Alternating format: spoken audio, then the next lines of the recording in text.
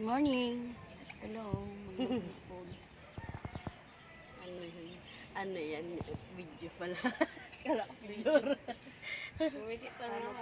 Magandang umaga bayan. Andito naman po kami. Sobrang lamig. Grabe na. Para po kami nasa Baguio. Tapos ang kapay po mamaya tanghali. Napakainit. Diba ano? Talaga yung ano Ang ngayon. kapalit naman tindi ng init. Grabe. Pagdating ng hapon, talaga isa at ang ano, napakainit talaga. Sakit sa Oo, balat. sakit sa balat mo. Parang alam mo iba Iba yung init init ngayon. talaga ngayon. Wala kasi butas na daw yung ano natin, yung ano yung sinasabi nila, yung mundo, ang tawag doon. Kalimutan ko tawag doon. Yung ano parang manipis na daw yung ano. Susunod, parang disyerto na ngayon yan. Disyerto na ito si Sujian.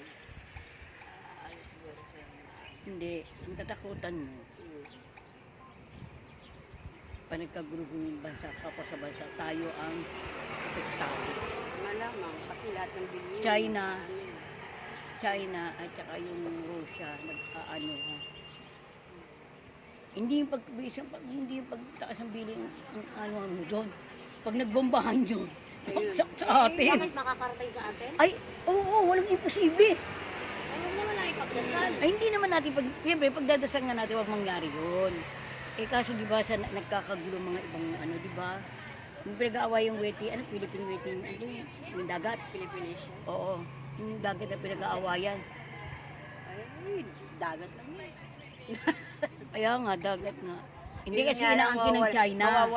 mawawalan kasi ng trabaho yung ibang, Oo. yung sa banda sa mga ano ngayon.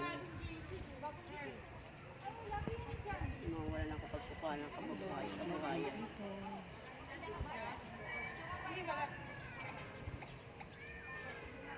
Morning, good morning, good morning. Good morning, good morning.